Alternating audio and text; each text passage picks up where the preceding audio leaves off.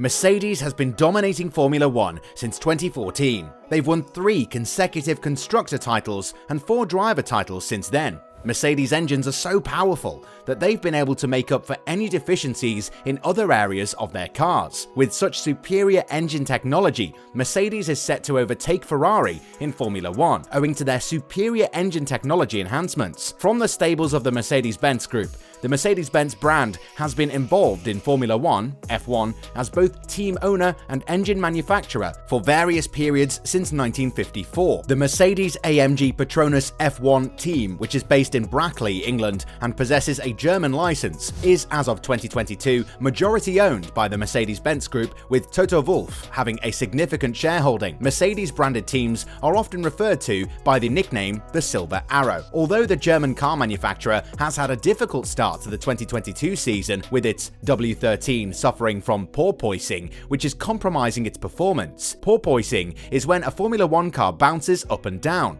a phenomenon caused by an increase, then a sudden decrease of downforce. It is traditionally associated with ground effect cars, with teams working hard to get on top of the issue with the new breed of Formula 1 machines. A recent headline goes, Mercedes says developments that are in the pipeline aimed at helping it to run its Formula 1 car lower could unlock quite some lap time. The team has found that to stop its car bouncing, it needs to raise the ride height so much that it gives away a lot of downforce, and therefore lap time. Mercedes boss Toto Wolff said earlier today, while also apologizing to Lewis Hamilton on the team radio at the end of the Emilia-Romagna Grand Prix, "We very much believe that the science we are putting in at the moment will help us to, in effect, run the car lower." Before now, there have been speculations that Mercedes could be doing some things to better their rivals, but for some reason, nobody has been able to put a finger on it. From day 2 of Bahrain Formula 1 testing, the raw numbers have shown clearly how the Ferrari is the fastest by a significant margin, in the low fuel running from Red Bull and in the race stint simulation from Mercedes.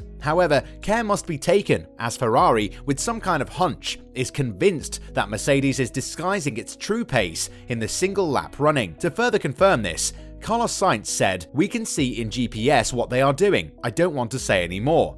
Sainz's suspicions could be true, as some statistics show a comparison between Sainz and Hamilton's speeds around the course on their respective best laps. Sainz 1 minute 33.532 seconds, Hamilton 1 minute 34.141 seconds was examined. It was seen that there is very little difference in corner speeds between the two cars, but the Mercedes is consistently tailing off on acceleration in the latter parts of the straights. The data here in the graph convincingly suggests that the Mercedes is reducing its electrical deployment earlier on the straights than the Ferrari. Clearly, Sainz believes this is a deliberate ploy by Mercedes. Indeed, the Ferrari has gone for a brave design to maximize the airflow to the Venturi tunnels in the car's underfloor, which produces more than half of the new car's total downforce. The Scuderia has opted for a wide and upwardly positioned side pod arrangement that gently merges with the engine cover. Furthermore, the F175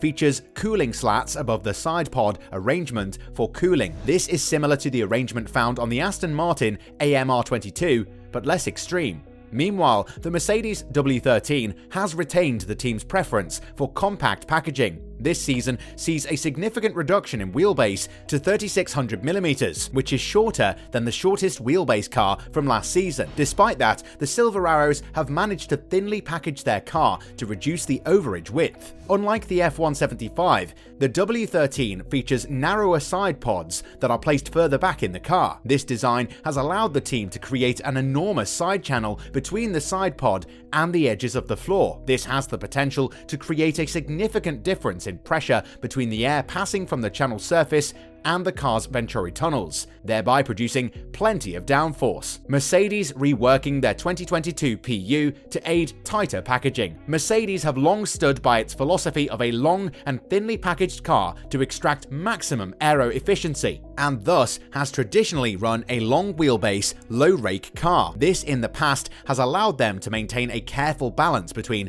maximum downforce, corner stability, and straight line performance. With a drastic reduction in the maximum length of the wheelbase for the new season, however, the Silver Arrows had to extensively rework their car to retain their successful strategy. According to Mercedes HPP, high-performance powertrains boss Joel Thomas, the German outfit reportedly reworked its 2022 engine extensively to aid the chassis team in packaging the car as narrowly as possible. Speaking in an interview with F1.com following the team's car launch last week, Thomas said, "We have changed more parts of the PU this year than in any season since 2014, changes that allow the chassis team to best exploit the regulations. We might want to rearrange the installation slightly or change the PU layout to get more flexibility in those lap time sensitive areas."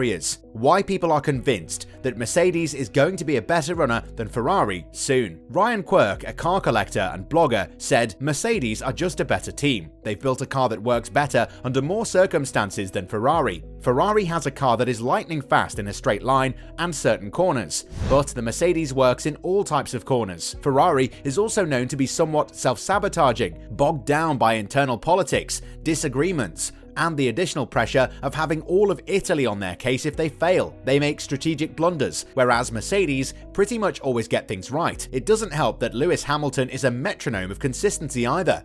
I can't remember when he last had a DNF. Was it Malaysia 2016? He just doesn't make many mistakes, or if he does, he recovers quickly and does not allow it to derail his race weekend. Oh, are you convinced yet? Alright, another person has this to say about how Ferrari is losing their game and can be topped by Mercedes soon. Shakir, the problem with the Ferrari is that it is always under its own pressure. They have been one of the top teams so far from inception, purely based on budget and some silver bullets, which itself has never lasted more than a season. What does this say? Ferrari has never been an effective team that has performed beyond the capabilities of its material resources. They have always been the underperformers on a merit basis. Under Brawn, some stability was introduced, but then again, they failed to evolve simply because they claim to have pressure, but it's vanity in disguise. How Mercedes will take over Ferrari. Mike Elliott, the technical director of Mercedes, whose team shifted early focus to this year's car design, has turned off the taps with their latest major package at Silverstone, said getting the desired aero shapes meant a complete internal repackaging, and added, "We have taken another step with how tightly packaged the side pods and engine cover are. To get to this is not just a case of a shrink-wrapping exercise,